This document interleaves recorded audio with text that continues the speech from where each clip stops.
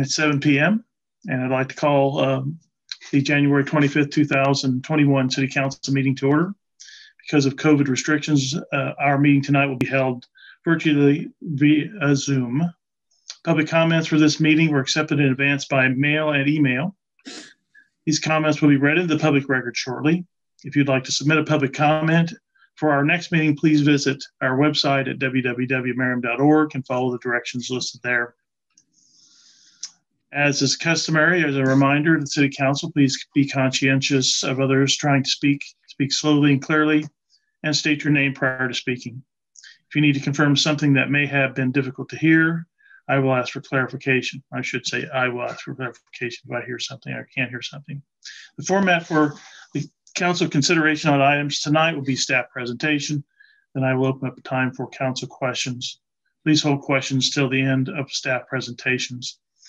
If you have a question when I ask for them, please physically say, raise your hand so that I can see it on video. We're going to go next to our Pledge of Allegiance, where we will show a flag on the screen.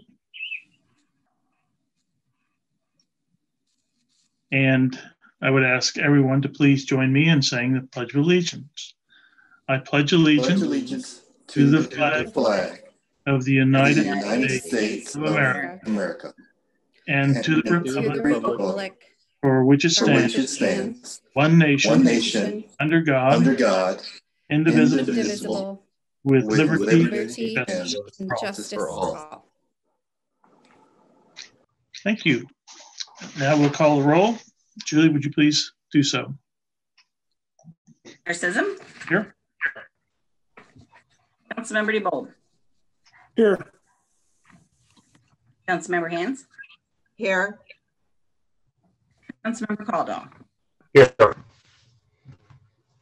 Councilmember Knapp? Here. Councilmember Neal? Here. Councilmember Pape? Here. Councilmember Silvers? Here. Councilmember Yodrich? Here. Very good. We only have one item on the consent agenda this evening, so I'm going, and I understand there is some questions about this particular item. So before we consider approval of the minutes of City Council meeting, I'll ask if anyone has any questions or comments. Raise your hand. Whitney? Hi, this is Whitney Yodrich. I just wanted to say I did have a question, but I got it answered. Okay. So Julia will reflect my question all right. and updates. Well, that being said, I'll entertain a motion and a second for approval. Bob Pape.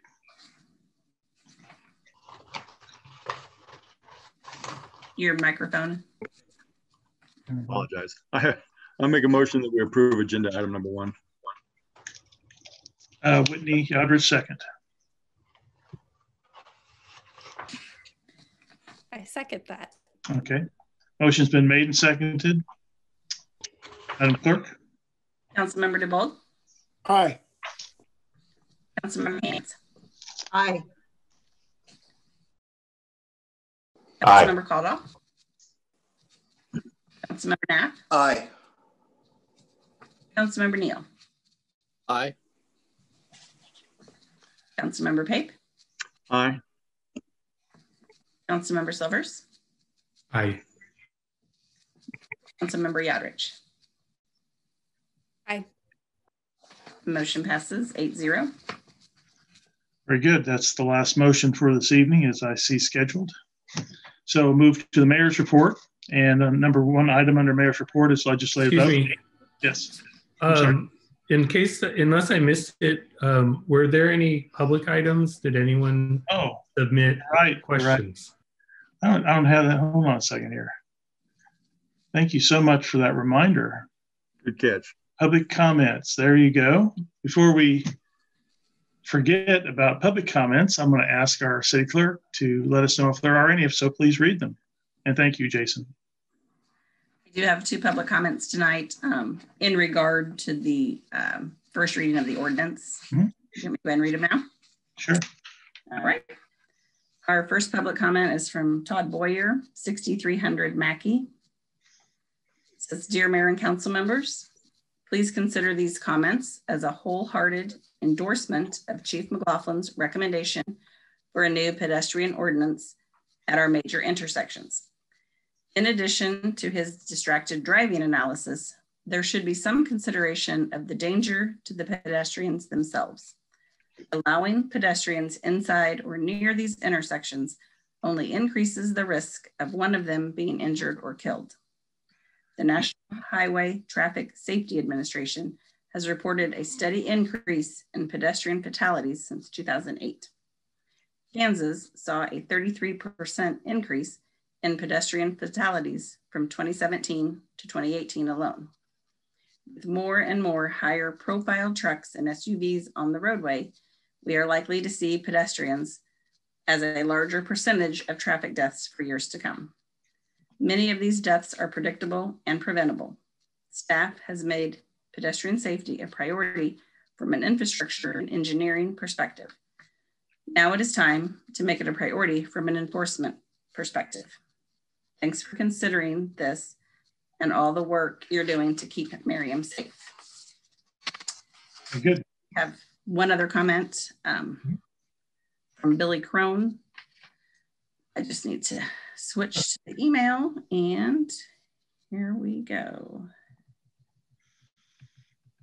So Billy Crone, 6633 Wed Street. Good evening, Council, Mr. Mayor and staff. I am writing tonight from 6633 Wed Street to be a voice for the conversation of fundamental American liberty. I read the draft of the proposed new ordinance 68-50 to punish interactions between pedestrians and drivers at certain Merriam intersections. And I believe it goes too far for what is otherwise the well-intentioned objective of public safety. Section B1 in particular specifically targets the purest and most fundamental speech activities, such as, quote, attracting the attention of a driver. Section B2 could remain, as it sufficiently addresses the safety issues created by drivers who choose to block traffic unexpectedly. B2 places blame appropriately at the brake pedal. As a driver myself, I accept solely the responsibility of my actions on the road, or my attention span every time I start the engine. I think it's a reasonable expectation to have of all drivers.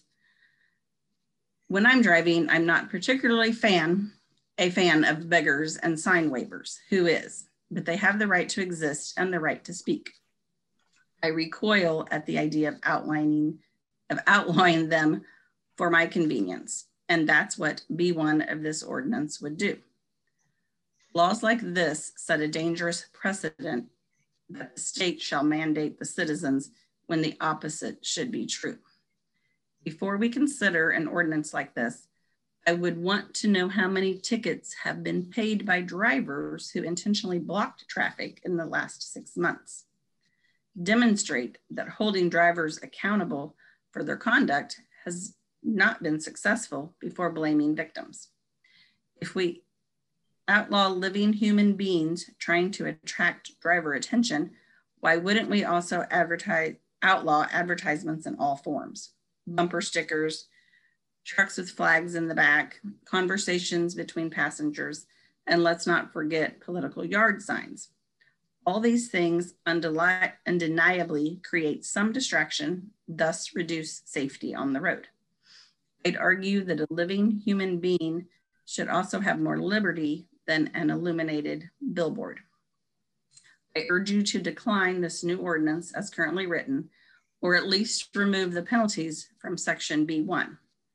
I just don't think B1 is necessary legislation, and I think it tramples on speech. We shouldn't do that. Consider instead making a law against drivers holding up traffic for all but emergency reasons, and a law against crashing into other cars or pedestrians while driving, and seeing that those laws are enforced consistently and fairly until drivers stop creating hazards by choosing to block traffic or tailgate. Thank you for hearing me out. Good luck with this one, and thank you for all your service. And that was the last public comment. Okay. All right.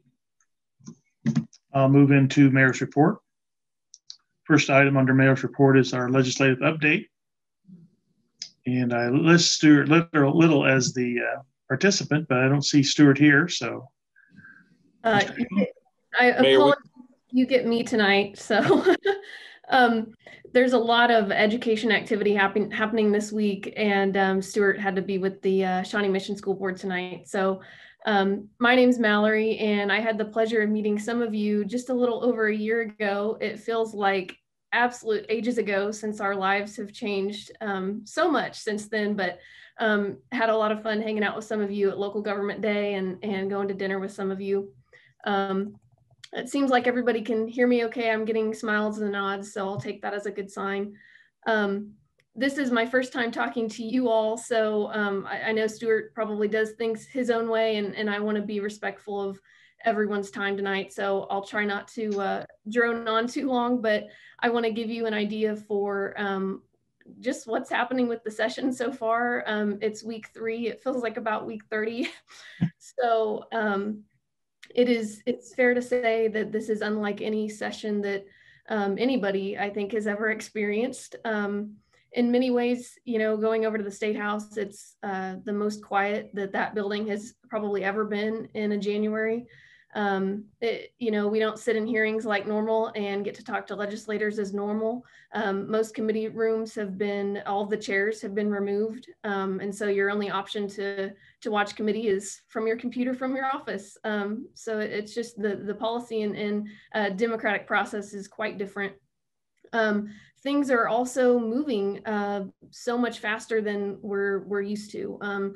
A lot of this, of course, is because much of this legislation is very familiar and a repeat, as we've seen with the property tax transparency bill that has moved very, very quickly since everybody is pretty familiar with that. But I don't know as we've ever had a bill pass both chambers and get signed by the governor as quickly as we've seen with Senate Bill 14, because the deadline, as we all know, to extend the disaster emergency was tomorrow. And so the legislature, they amazingly worked together to get that done. And the governor signed Senate Bill 14 today, which of course extends the state of disaster emergency through March 31st. And so that's going to give us time to work out some of the things in the Kansas Emergency Management Act that the legislature interim committees have worked on over the summer. And many of you are probably familiar with, you know, the issues of local control and county orders and how those interact with state orders. And so we have about 2 months now, not only to figure stuff like that out, but things like the telemedicine flexibilities and the alcohol to go. We have more time to make some of those changes permanent. You know, the other thing about being only 3 weeks in, we already kind of have a pretty clear sense for what legislative leadership wants to get accomplished. I would say that there's probably about 5 or 6 or 7 big things that they want to get done, and everything else is kind of secondary. Not saying that they're not important things, but they're probably just not going to get as much attention as those big things, such as taxes, as we've seen, abortion, as we've seen in the last couple of days. Again, extending that emergency declaration, and increasing discussion about K-12 funding and policies coming out of remote learning and hybrid learning, and discussions on that. So I'll kind of hit on those just briefly, and then I want to leave time for questions. I don't want to just talk at you. And I'll do my best to answer any questions. And if you stump me on something, I'll have Stuart follow up. So I would say probably the big thing we're watching, and we've been watching last week and this week, and we may see some type of resolution this week on it, but Senate Bill 13, what you would have known last year is Senate Bill 294, the property tax transparency bill. Obviously, as we all know, this is not a perfect bill, but nothing ever is. But I think we can all agree that it's pretty well improved from last year. So it passed the Senate the first week of session, I believe, and it has a hearing tomorrow afternoon in House Tax. So again, like I said, it's not perfect, and the league and others are hoping to get some clarification on a few things. The most important thing, I don't know if it will happen, but we're trying to get the implementation date pushed back a year. So as the bill currently sits, and this probably has some impacts on your budget process going forward this year, but right now the implementation date of the bill would be this January. So trying to get that pushed back a year so you don't have to, rework your budget process in the middle of a pandemic, but we're working on that and keeping our fingers crossed. The Kansas Association of Counties is going to be bringing that amendment tomorrow. Also trying to get some clarification on the refund issue. So even if your valuations vary, as long as your mill levy doesn't change, you shouldn't be required to issue a refund. We've heard that that's not what the Senate tax chair intends. The House tax chair seems to be fine with that. So there's probably still going to be some debate over that issue. And then the last thing that we want some clarification on is the proportionality language, that the cost would be based on the portion of the tax levied rather than the number of parcels. So again, that's the main property tax issue we're watching. There's some other ones out there that have some hearings probably in the next couple of weeks that could be problematic. One that would abate property taxes for buildings that are destroyed in a natural disaster, which, if you were to do that in Greensburg and 95% of your buildings were destroyed, I'm not quite sure how your city would continue operating if you abate all of your property taxes. So that is very problematic. That will have a hearing on February 2nd. That might be something that our group of cities wants to weigh in on, but there will be lots of opposition to that. Quickly, the income tax bill that the governor has vetoed the last 2 years, I guess, that will be back up again this year. The one that deals with income tax reductions and itemized deductions has a price tag of about $320 million in the first year. I think it's fair to say that the governor will likely veto again, but unlike in years past, we don't have there are no votes, not enough votes to override the veto. So, there are enough votes to override the veto. So that will likely become law.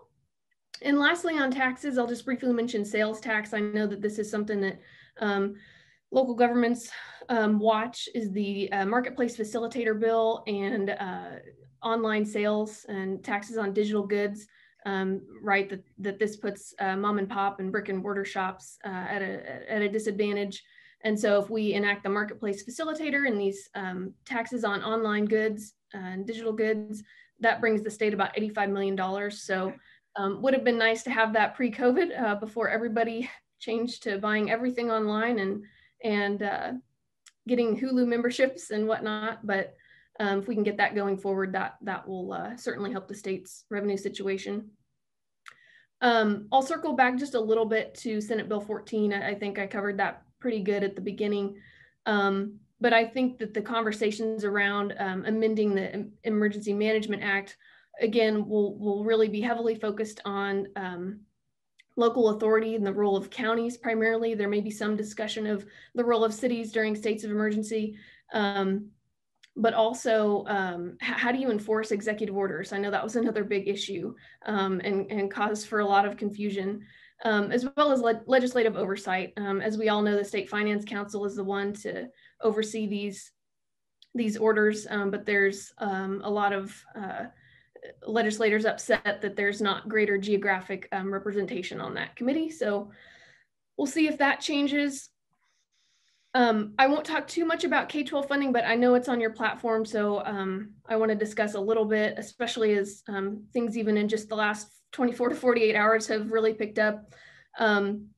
There's a lot of discussion around the issue over school closure and remote learning and how that has impacted students and student achievement.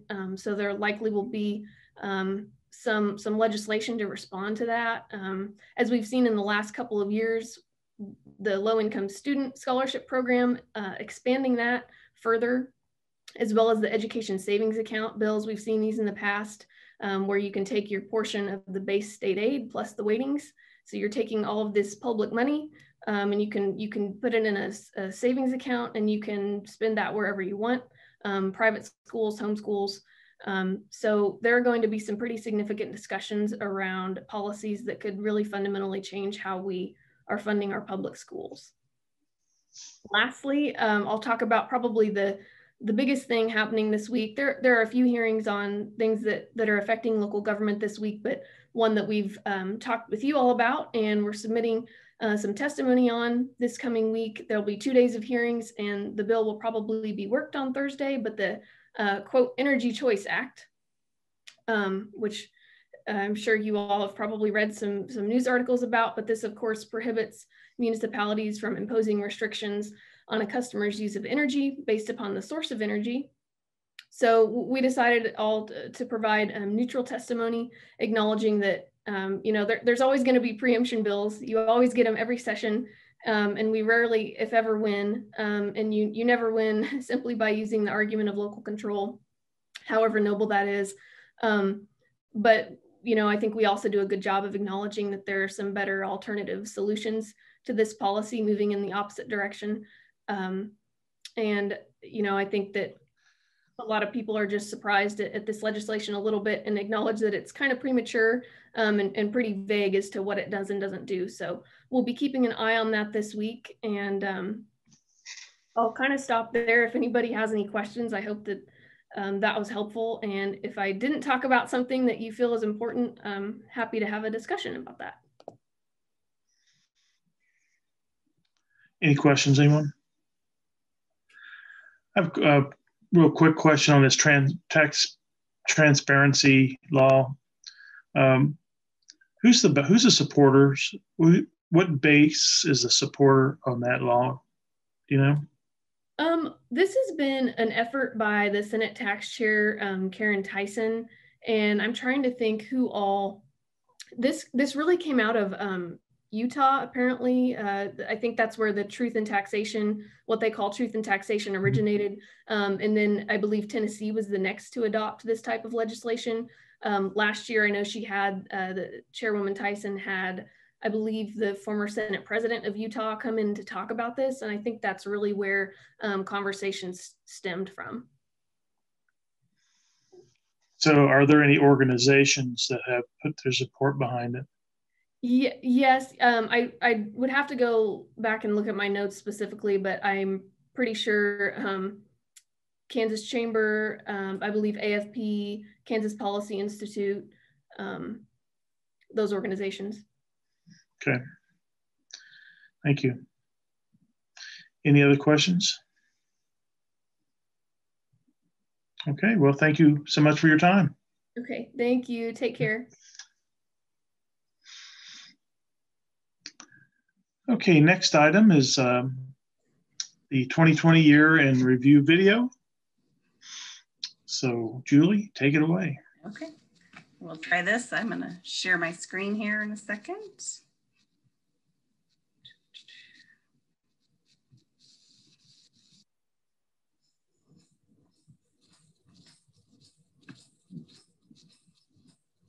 Yep, maybe not. I'll get it, Julie. Okay. Okay. Jenna, you're going to do that? I wasn't able to share my screen, so. Let me see. I don't know if actually mine's. You want me to share it? Mine's not popping up either. Yeah, if you can do it. That's fine. It just said the host had disabled it, but if you allowed it, we'll do it. Here we go. I'll try it again.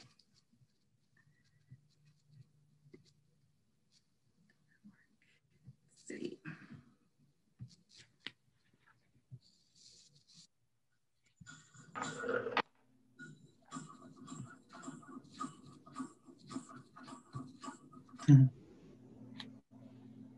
Oh, now we have success.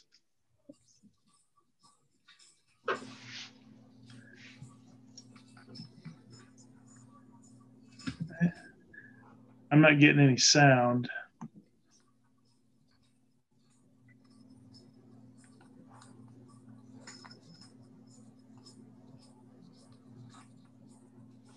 Julie, you want to try the audio on the left?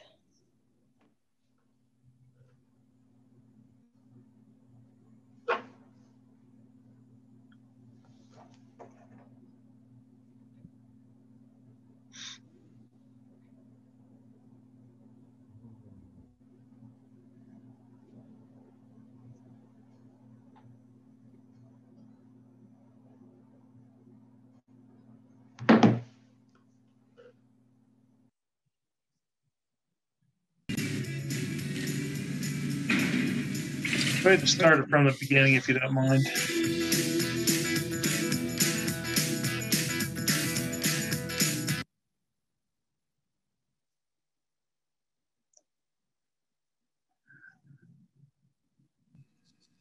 We have sound, right? Yep. Sorry about that. Mm-hmm. There we go. There you go. Now go. All right, now we got it. There.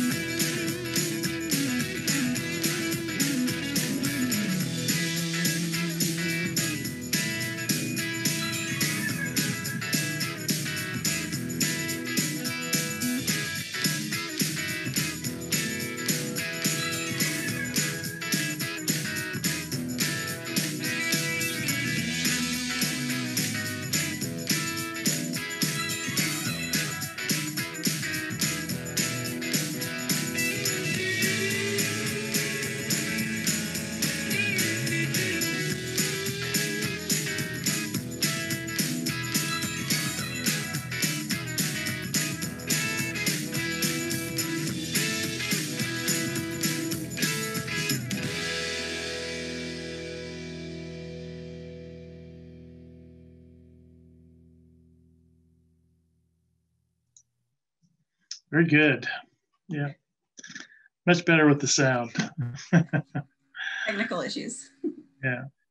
Mayor, this is Councilman Silvers. I just want to say, as a graphic designer, I appreciate that you noticed that the sound wasn't on and suggested starting it from the beginning, because I've had presentations where things went wrong and people didn't suggest that, and I felt a bit robbed.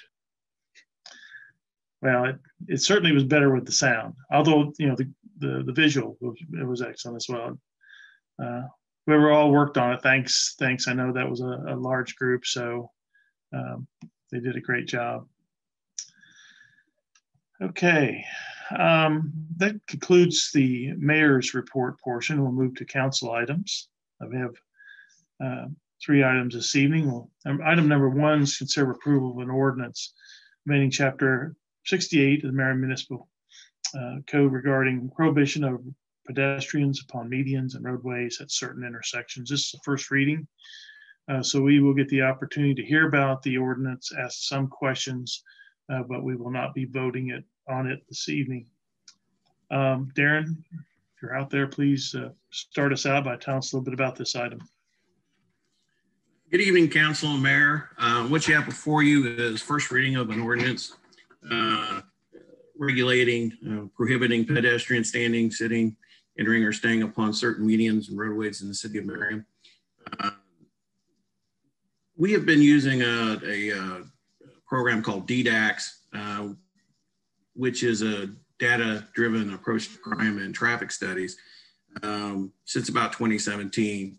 And we've identified in our city that we have 9 intersections basically that account for over half of the accidents in our city in any given year. And it is over a course of 10 years, we look back and the intersections really didn't change. It's always the same 9 intersections. They may juxtapose in order of most accidents, but it's the same 9 intersections. And it has been really consistent in that. As you can imagine, the intersections that we're talking about here are the ones on our major thoroughfares around I-35. That's where we have the most traffic volume, and that's where we have the majority of our accidents. Conversely, we also noticed that the number one contributing factor to those accidents is some sort of driver inattention. And inattention can range from texting on your phones or to just, looking away because something caught your attention and you were in the car in front of you. And so that data stream is also very consistent. So in conjunction with that, we have seen an uptick in people using medians in these locations for various different activities, whether it's church groups, Boy Scouts, individuals who are either passing out informational brochures or who are requesting some sort of donation for a charity group or for their own individual needs. We are concerned about 2 things. We are concerned about the traffic in those intersections being distracted by these individuals with their signs and stopping motorists who are willing to stop and engage with them. It creates issues for all the other motorists around them. Additionally, we're also concerned, like Mr. Boyer's information about the pedestrian safety as well. Those medians do not provide any safety for those people standing in them. So car loses control and goes over the median, they're not going to be able to see it coming and get out of the way. Their only avenue of escape is to step in front of traffic. So that's not a good choice for them either. So what we did is we crafted a ordinance that basically prevents people from being in those medians at those specified locations. It is not citywide, and it only has to do with those 9 identified that's listed in your action form, and it's in the ordinance itself. I believe that's pretty much the meat and potatoes of the ordinance itself. It's pretty straightforward. There's really no hidden information in there. It's just based off of the areas that we really do have a lot of trouble with our accidents and the safety of those people in the middle of the street. If you have any questions, be happy to answer them. Mr. Silvers, get your sound off. Sorry, I do these meetings so many times a day, you'd think I'd know that by now. So yeah, this is Councilman Silvers, and I only had one question. It really is about being careful at how we word this. So I noticed in B1, we say any person standing in the standing, sitting, or otherwise in the intersection or on the medians. And then down at C2, we talk about law enforcement, emergency rescue, and other activities like that. I did notice that one of the intersections at Johnson Drive in Antioch is a location that the fire department uses for taking charity.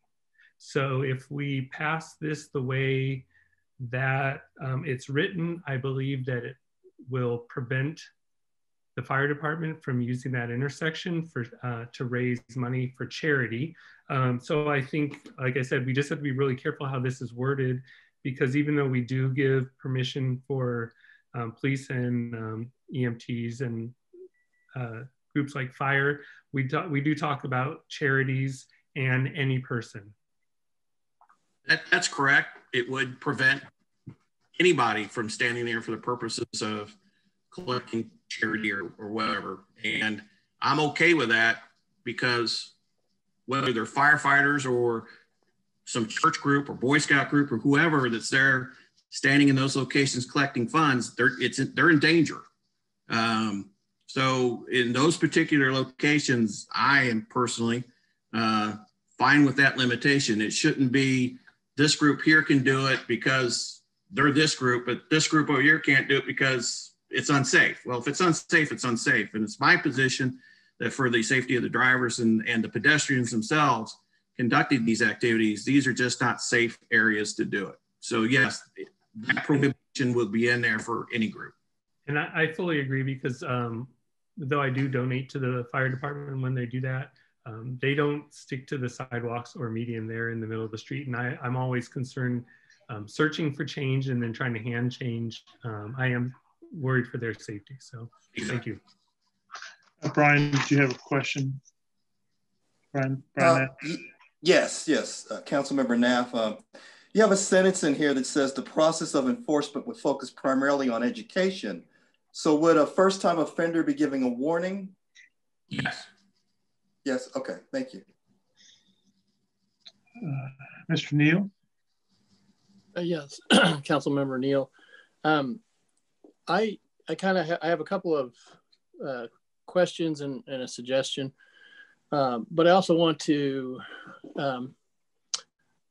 say that given that I live literally 3 driveways away from Antioch and Shawnee Mission Parkway, and I have seen numerous times where individuals in the median at that intersection literally go out into the middle of between lanes.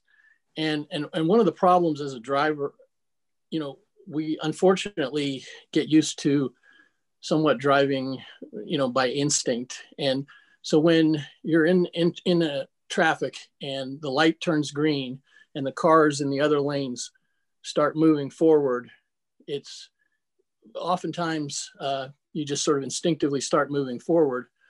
And there have been a number of times that I've witnessed literally someone out there giving money and the car doesn't move, and other drivers don't notice that and start going forward.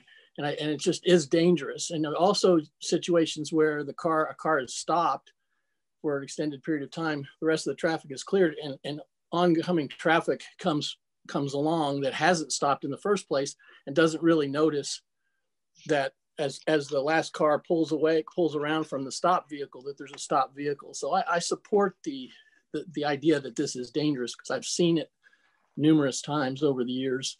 The potential for accidents, and but I'm also concerned a little bit about a little bit of when you try to do something good, you want to make sure that you don't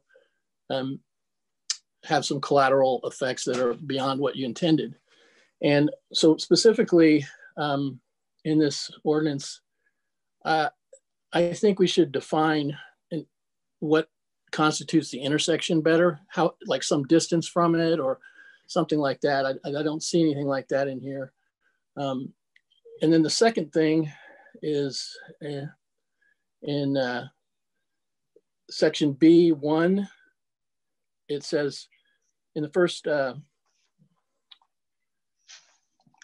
shall be unlawful for any person to stand, sit, or otherwise go upon any median or roadway, or remain upon or alongside any median or roadway at any of the intersections within the borders of the city of Merriam identified in subsection D of this section, and approach a vehicle stopped on the roadway or attempt to attract the attention of the driver or occupant of a motor vehicle at such an intersection. I guess, I don't know if we can somehow clarify well, actually, that's probably okay. But how far away from the intersection does that apply? Because it appears to apply both to the medians and then also the sidewalks that are not in the middle of the road. Is that correct? Are we also prohibiting people from standing on, for example, on the inside corner of a right turn with this ordinance? Or is it just the median? It's just the median. I believe it's just the median. I mean, I don't think the sidewalks, I mean, the roadway is the street surface. The median is the thing that exists in the middle of the street surface that's elevated and curbed. I don't think sidewalks are mentioned in here. Okay, we're talking about the median, but it says or roadway. Well, that's the street. The roadway is the actual physical street. It's already technically illegal to stand in the roadway anyway. Yeah, the roadway is what the cars drive. Traffic. Okay, so we're not talking about. Never mind then. I apologize for. No problem. It's a good question. I guess just to clarify on that point, then you could be on the driveway with any manner of signs asking people for donations, and as long as you're on the sidewalk, if that's okay. As long as you're not in the roadway or in the median. Okay. Okay. That clears up my concern. Thank you. All right. Entertain a couple of questions about Pape. This is Councilman Pape. Yeah, Mary, I totally agree with everything's been said in reference to firefighters being treated the same, and that this would apply to them as well. Councilmember Silvers had talked about that the fire department has, I know we in the past had been at intersections, and we were always, the MDA was one of our big fundraisers, and we always helped every year with that. But I know for quite a few years, even as I was the fire chief, we quit standing in the streets collecting, and we actually started doing it down at town center. So I don't know if that's happened recently or not, if maybe they've started that back up of standing in the streets. We had found this particular problem, a distraction, and could in fact, result in accidents, or our firefighters could be injured in the traffic way years ago. So I guess I was just unaware that that the fire department was doing that again, but I definitely think we shouldn't, or I speak like I'm still there, the firefighters shouldn't be allowed to do that either. So I believe the fire department. I haven't seen the fire department doing it in a few years, Bob. So I don't. Okay. Well, I know we stopped, so I didn't know if it had started back up. Thanks, Chief. Okay. No problem. Chris Hands. So I'm a little concerned if we say it's okay for somebody to be standing on the sidewalk and distracting drivers.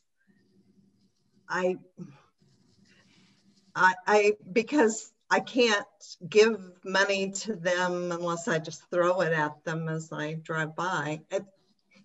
I don't know how you're going to word that, but that redefinition seems funky.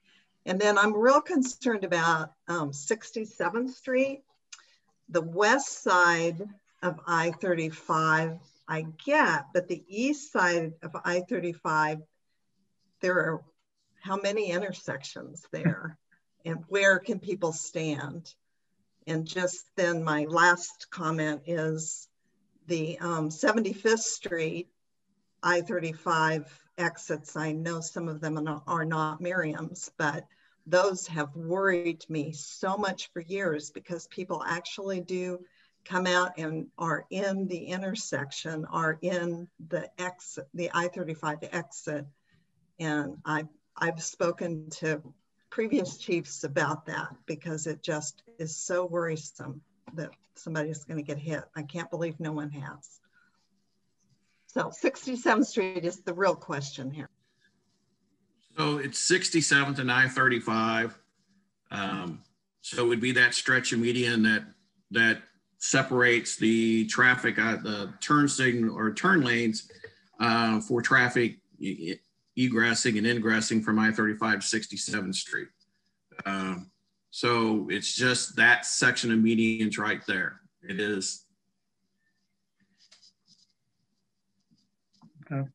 So even on the east side, we don't go clear to the frontage roads? As far as that median goes, it directly affects the median, where you got to picture just that center dividing median in those intersections or near those intersections that are part of that intersection system. That's what's right. affected, and that's the only thing that's affected. Okay, all right. Mr. Diebold, I think you're next. Thank you, sir. Scott Diebold. I have a little bit of concern, and I think particularly Antioch, Shawnee Mission Parkway, can't be in a median, but I can stand on the sidewalk. What's the difference? Well, still dangerous. Still, it's dangerous. It's not quite as dangerous for a couple different reasons. Is one, traffic is generally not going to be able to stop, or all the traffic's not going to be able to stop for someone's on the side of the road as someone's in the middle of the road. Two, it's more dangerous for the pedestrian because that pedestrian can only see one direction of traffic, but they're being passed by two different directions of traffic. So, i.e., from behind them, loses control, they'll never see it and be able to jump out of the way. Two, they have a better chance of avoiding a car coming at them because they'll be facing the direction of traffic. They'll be able to see it and actually have somewhere to go if the car loses control. They have an egress that's not in the middle of the road. And finally, we are doing this, but we have some other legal considerations that we have to pay attention to, and it is not possible for us to just arbitrarily make people with signs along sides of roads illegal activity in aggregate. So there has to be a specific place, specific time, and specific reasoning. Which is what this ordinance actually allows us to do. But just putting a wholesale wraparound prohibition on that would not be an easy ordinance to write, or one that we feel is defensible. So this is a series of compromises. It's not the best case scenario ordinance, but it is the best case given the parameters that we're given. And I think it takes care of the majority of our concerns, but not all of our concerns. Well, and yes, sir, and I understand this. Thank you for that. But it still provides a distraction, which is something that we said was one of the issues why we put this ordinance in place, was a distraction to a driver. Okay, so I understand that, yes, the pedestrian on a sidewalk has a greater opportunity to avoid a collision. But still, providing a distraction does not eliminate the fact that one car can hit another car because it's distracted. Okay, so again, I guess I'm just having a little bit of trouble with, we're gonna say the median. Okay, and again, I don't think this should be citywide. I don't believe that. We have specifically identified 9 high traffic, high accident areas. Okay. That have medians, but I believe they all have sidewalks because there's going to be crosswalks, there's going to be lights, all those kind of things, right? Why couldn't that area be defined rather than a specific median? I guess I don't understand the area. The difference is that somebody can stand on a sidewalk, and I mean, we expect to see people on the sidewalk. When we drive down the street, we don't expect to see people necessarily stand in the middle of the road. And so that's what actually is the distraction. So removing them from the middle of the roadway is, I think, the intent of the ordinance. So it's not to ban people's ability to stand and do whatever they're doing. It's just saying that when you're in the middle of the intersection, you create a hazard for yourself and for the tens of thousands of people that are driving through that intersection. So move it to the corner, not the middle of the intersection, I think is essentially what we're saying. And I understand that. I guess it's just a matter of what somebody defines as a distraction, I guess. Again, if I'm walking down the street and I don't have a sign, okay, I'm walking down the sidewalk, excuse me, I don't have a sign, but if I'm standing on a specific corner saying, you know, I need, you know, I need money, I need whatever the situation might be. Okay. And there's people stopping, but I guess maybe I'm not understanding the total reason for banning them on the sidewalk on the island. Is it just for their safety? Is that the main reason why we're doing this, for the safety of the person standing and the safety of the driver? Not to jump in for you, Chief, but the safety of the drivers also. I mean, it's the drivers that are distracted from people being there. Yeah, I'm having a little bit of trouble with this one. Maybe it's going to take me a little while to suck this one in. Well, it's a first reading, so we're not. No. I just think somebody standing with a sign distracting, whether they're standing on the sidewalk at the corner of Shawnee Mission Parkway and the car to stop, and maybe they're holding out some money out the window. The driver's going to be on the opposite side of where the person's standing. So unless he reaches across and hands it through the window and the person's able to grab the money from the sidewalk, and that doesn't somehow inhibit traffic, it could be a problem for the motorist, then if that doesn't happen, that person's going to have to step into the street to get the money, which is, as Chief McLaughlin said, is actually covered by another ordinance already. You can't do that now. And that's been one of the problems, is these guys in the medians that are doing this are creating all kinds of problems with this all the time. That's how they get their money. It's constant violations. It makes it very difficult to enforce it, because you got to be there literally watching them. And where if we have an ordinance because of safety, it makes it where they can't do that. It makes it much easier and it's much safer. And I think that's the whole point. And to the issue of First Amendment on the sidewalks, I mean, we have protests. We have for quite a while across the street from Johnson County Community College where I work. It's a very popular place there along College Boulevard at Quivira, and they all stand on the street and they all have signs and they're screaming at the traffic as it goes by. So there's a distraction there. They're trying to create a distraction. They're trying to prove their point, show their support for their cause. That I'm sure there's no question that's protected by freedom of speech. And that's where we get into this sidewalk versus median issue, I would imagine. And before I go back to Mr. Debo, Whitney, did you have comments or questions? So my internet has been very unkind to this particular topic. So I really do apologize if I'm asking a redundant question or if I missed a response that covered anything of this information. And these might sound silly in my head, but hopefully no one else finds them silly. When we're talking about medians and we're specifying 9 intersections, to me, that means like right where those roadways cross and immediately around them. Did we address, for example, on Johnson Drive, how that median really goes from Johnson Drive and is it IKEA Way or right at the off-ramp there, all the way to Antioch, that whole section in the middle? Is that encompassed in the definition of the intersections?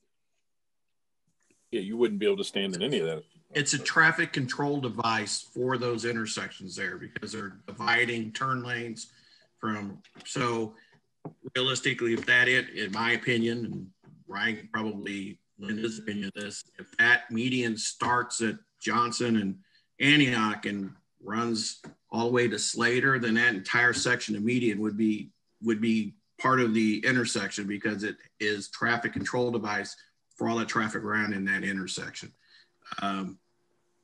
So that would be the best way to interpret that and to enforce that, because if you try to come up with these imaginary dividing lines, 50 feet, 100 feet, whatever, then it gets, you're gonna have to get to the act where you're gonna have to stripe out the median, so we can stand here, but you can't stand here. And so it just doesn't make a lot of sense. And it doesn't really, it's really not, indicative of what we're trying to accomplish with this ordinance. So that would be the way I would have my officers looking at it. That median structure, no matter how long it is, if it terminates or begins at that intersection point, that whole median is included. I have a couple more questions, but while I have internet, I certainly want to give space to others. So no, keep going. You're fine. Okay. A question I received from a constituent, and I also had myself, is about the medians and the entrance to Merriam Town Center, and specifically, you know, like off Antioch into Town Center, the landscaped ones, or I think there's another one just north of there. Are any of those? That's on private property. So that's what I was concerned about. Okay. To be there unless they get permission from the property owner. So yeah, it would not affect that. It only affects those intersections listed within the body of the ordinance, and it does not include anything on private property. Okay. One final question. How many, well, I mean, probably you may not know this off the top of your head, but I know that there are more than 9 intersections in Merriam with medians. Obviously I believe the council will be able to address this issue if it does happen. But in the event that, I guess I'm wondering if we have, you know, a median at 67th and Antioch, which is very close to, you know, the I-35 and 67th Street. Is there concern that we're just kind of like pushing people out into areas that aren't as visible, or that we will have to now address problems at medians that weren't problems before? So the purpose of this ordinance is not to restrict the activity as a whole. It's in order to restrict the activity at these particular intersections, because these particular intersections are the busiest we have in the city of Merriam, and one of the busiest sets of intersections in Johnson County as a whole, and B, over 50% of our accidents occur at these 9 intersections. So 67th and Antioch is not a high accident intersection. So it is not in there because we're not looking to just restrict activity per se. We're restricting activity in our most dangerous intersections by traffic and accidents. So based on that, I don't know, you know, now if all of a sudden we do a study again, you know, in a year or two, and 67th Antioch is now one of our top 50% accident locations, then yes, we'll have to amend the ordinance and add that intersection and maybe drop one, or we have 10, you know, that's the way in my mind's eye this will work. So it won't be that we just grab an intersection because we see people there and we go, oh, we got to get rid of, it's not the point of the exercise. It's based on, you know, the amount of accidents, the amount of traffic flow, and our concerns for safety. Okay. I might have one more follow-up, but I'm happy to give space to others now. Thank you. Jason, I think you've been waiting. Yeah, thank you. This is Councilman Silvers. Mayor, you kind of touched on another question I had. In the city of Merriam, if I wanted to protest something, or if I wanted to even have a sign spinner in front of my business, would I have to have a permit to do that? Well, protests, you don't need a permit. Well, I mean, if you're gonna, well, I don't know about, we don't have a permit for protests. Many times we might have a group tell us we're going to do something, and you know, there are certain rules that go along with not being in the street and blocking private drives and those kinds of things. There's no permit process. They can just show up, protest if they want. And then in your question about signs, that gets kind of technical because we have sign ordinances of business. If it's an individual with a sign in front of a business, they can do that, as long as, again, they're not in the street, they're not blocking access from somebody. So for anyone to stand on a sidewalk holding a sign, they don't need a permit, whether they're asking for money or selling something. You don't need it. I think it depends, I think is the answer. It depends on, what are you selling? Are you selling in front of your business? Where, you know, I mean, so there are sign regulations, in terms of, because you're advertising an existing business. So I'd need more specific.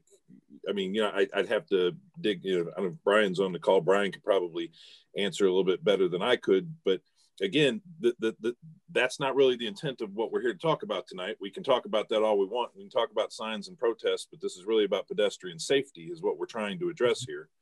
Right, but I was wondering if this would, if selling yourself by asking people for money on the sidewalk or in the median or whatever, if you're doing that to raise money for your own self, which is in essence your business, could that require a permit, which could curtail all of this?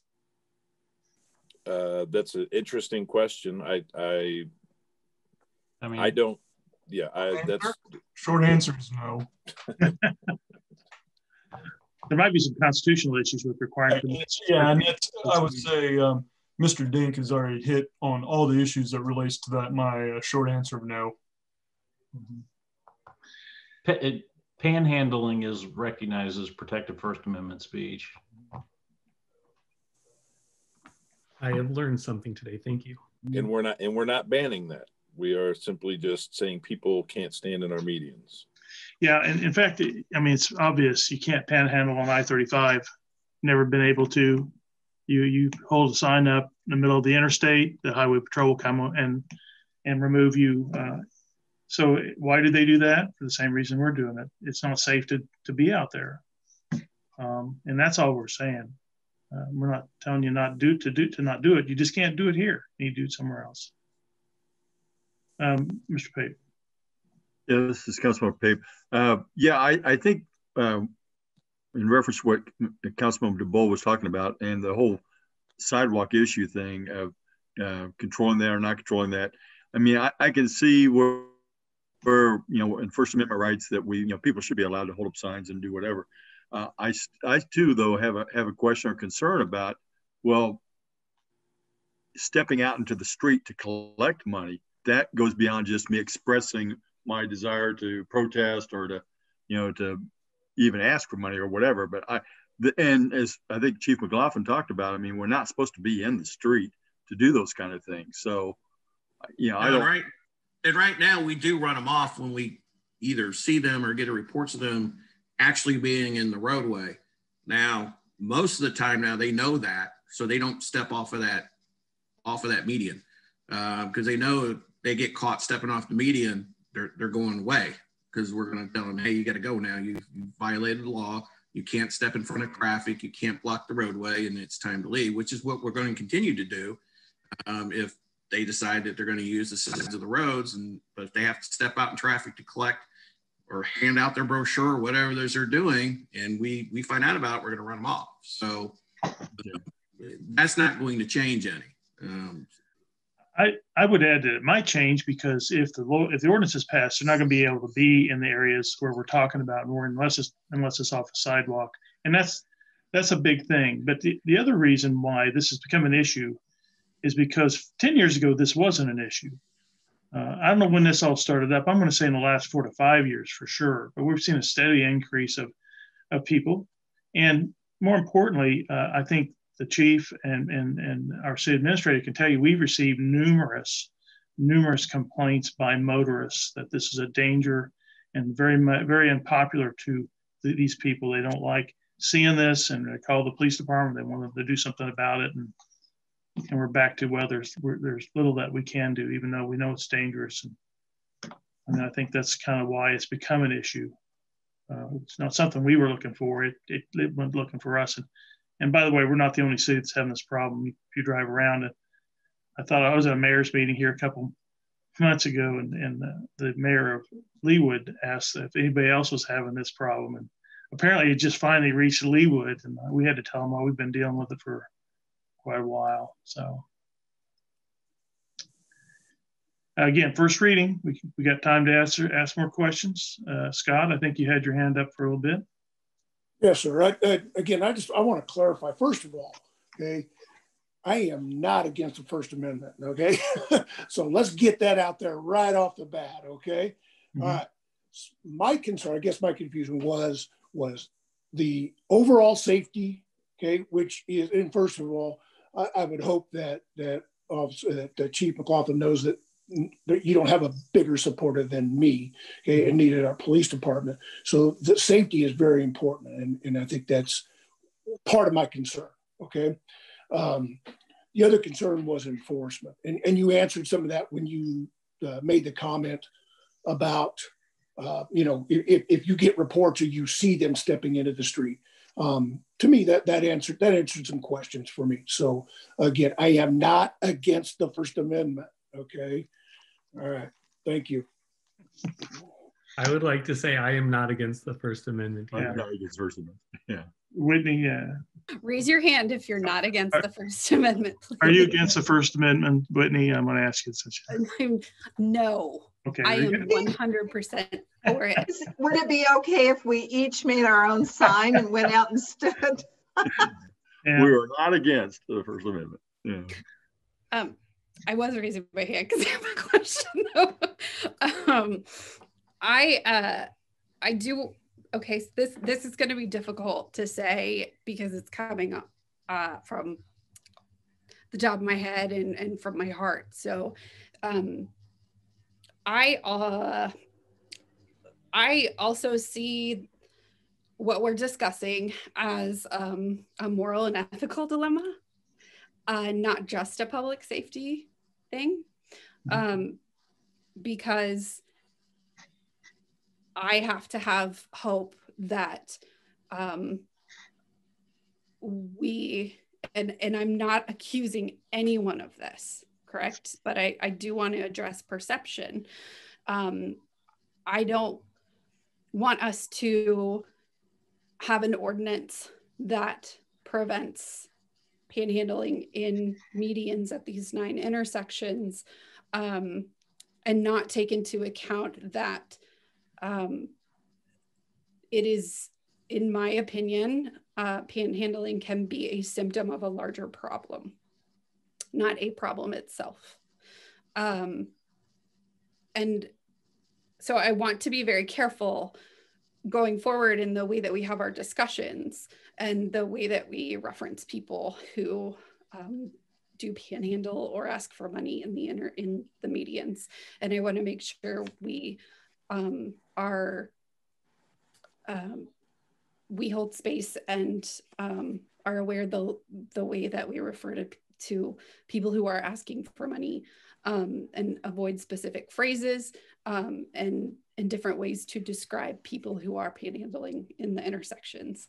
And I say that now because I don't want to reach a point in the future where I would become uncomfortable in a conversation that we're having about this topic. And again, not accusing anyone of anything, but I think it's important that we make a safe space for everyone that's in Merriam, and that this leads me to the enforcement piece, which we say is primarily on education. And I'm wondering, beyond, hey, you can't stand here, is there a piece of this that also includes access, not that provides access to resources that we might have? I know there's a free phone at City Hall, but phone numbers, addresses of nearby places where people can go, should they choose to pursue it. All I could say about your question is, and the reason why its ordinance is worded the way it is because we're not identifying any particular group. We're identifying all groups that use these intersections. The second thing is I can attest to you that we have made and will continue to make references to resources to individuals who want them or need them. Now, I will tell you that the majority of the people that you're talking about, Whitney, have already been offered resources and have refused them on numerous occasions. That doesn't mean we won't continue to try. I'm just saying is that they know what the resources are, and they know where they're at, and they know how to avail themselves to them if they choose to do so. So it's not a lack of knowledge, it's just a lack of will on most, but not all, but most. But yes, it's not our intent to harm anybody, and we will, and our intent is to, to look out for their best interest, even if they're not focused on them themselves. And that truly is our desire. It's what we will continue to do. So I can assure you that we will do our best to have those conversations when it's appropriate and required. But it still doesn't mean that, this is still a best choice decision to help keep them safe, because they may not be thinking about their own safety while they're out there. And sometimes we have to make those hard decisions too. So I appreciate that. And I definitely appreciate what you're doing. I think as keepers of our community, and, we, especially after last year, I gotta have hope that people will take the resources and do something with them. And thank you. Your response broke up a little bit, but I will rewatch. Mr. Neal? Yeah, I just wanted to kind of support what Councilmember Yadrich said, but I also want to say that my own support for this is solely based on the number of times I've seen really dangerous situations. I literally have to go through one of these intersections every time I leave my house since I live on Antioch. And I myself have actually had to slam on my brakes, because so from a very personal standpoint, I truly believe there's a safety issue here. And that's why, despite the possible limitations it may provide for some people in terms of their ability to raise funds as easily, I don't think it's going to affect the speech, protests and things like that, because that can be done on the sidewalk now that that's all clear in my mind. But, stopping traffic literally unexpectedly when drivers expect traffic to be moving is just dangerous. And it's dangerous for both drivers and for the people who are standing there. So that's where I come down on it. I'm supportive of it. I think it's a good balanced approach to provide some more safety. But again, I clearly hear you, and I appreciate your saying that. So, anyone else? Okay, first reading. We've got a couple of weeks to think about it. Bring it back. We'll get any other questions, and I would encourage you too, between now and then, if you do, certainly reach out to Mr. Engel or Chief McLaughlin, because if it's a simple question, maybe it's just something you get handled that way too. But if not, we'll be back in the next meeting to talk about it again. Good conversation. Next item is our monthly finance report. We did receive it in our packets, and Donna's here to talk about it or answer any questions. Donna, so the floor is yours. Okay. As you look through it, just one thing that I guess I kind of wanted to make you aware of. It is December, but just keeping in mind that that's only 10 months of sales tax and 11 months of some of the other revenues, because we've not actually received all those final numbers. And as we go through the audit and finish our year end, some of those numbers will change. So just wanted to give you that heads up. Would be happy to answer any questions if you have any. Any questions? Okay, well, thank you very much. Oh, Bob, go ahead. Oh, Mayor, I was just going to verify that for those that might be also listening that didn't get to see the report, our numbers continue to look good, right, Donna, in reference to what we anticipated, what our budget said we were going to come in. And, you know, if you just comment to that, I mean, I know what they are, but. Yes, they do continue to look good. We talk a lot about sales tax, and sales tax certainly has been quite well. I was talking to Mr. Engel today, though. We got our gas tax numbers today, and that money is used to fund a lot of our street maintenance, mill and overlay projects, and so that's really important to us. And those numbers looked good also. And so all around, yes, everything's down by you know, a small percent, but certainly we've not seen the large hit that we feared 8-9 months ago. I think our only substantial hit has been just to our transient guest tax, which is our hotel tax. So, sure. Yes, that is the case. Mm-hmm. Thank you. Okay, thanks, Donna. We're going to move to item number 3, which is community development update. And Ryan, you're around here somewhere. Yeah. Here you are. Yeah. Good evening, Mayor, council members. Brian Dyer, Community Development Director. Just real quickly, a follow-up to the meeting we had on January the 13th, the general public meeting to roll out the draft comprehensive plan, the Merriam Comprehensive Plan 2040. It was a well-attended meeting. Like I've told a lot of folks, I think we probably got more people online via Zoom than I think we would have gotten if we'd had a traditional open house in public. So again, it was well attended. Lots of great questions and comments from everybody that was there. So it really was a very good and enjoyable meeting. Kind of as a follow-up to that, just a reminder that on February 3rd will be the joint work session that you all have with the Planning Commission. That meeting will happen about 7 o'clock. We do have a regular Planning Commission meeting scheduled for 6:30, so we have a few agenda items we'll need to take care of, but so plan on around 7 o'clock join us for that work session. This will be a very important meeting for you all. This will be a really good opportunity for you to ask questions, you as well as the Planning Commissioners, to ask questions and provide any comments you may have before the comprehensive plan schedule go to the Planning Commission for the public hearing on March 3rd, and then ultimately to you at your last meeting in March for hopeful adoption. So again, make sure you get that down in your calendars. We'll be sending out more information for that as we get closer to that, obviously, specifically the Zoom links and how to, and also a link to the draft comprehensive plan, which is on our website, merriam2040.org. So if anybody would like to see the latest draft, that's where they can find it.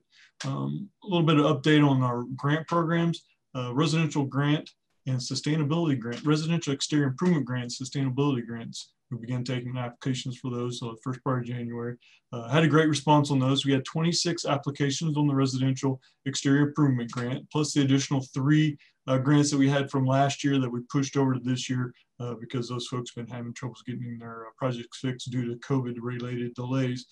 So as of now, we have allocated all the funds for that program. However, as we always say at this point in time, we still encourage everybody who's going to do a project or plans on doing a project to go ahead and submit an application so we can get you on the waiting list. As typically, what happens is the folks that are already on the list for allocated money, for some reason or another, a lot of those folks have problems completing the project or don't get their projects completed. So then we go on to the waiting list folks and allocate them money if they're able to do the project. So again, encourage everybody that's interested in the program to submit applications and get on the waiting list, please.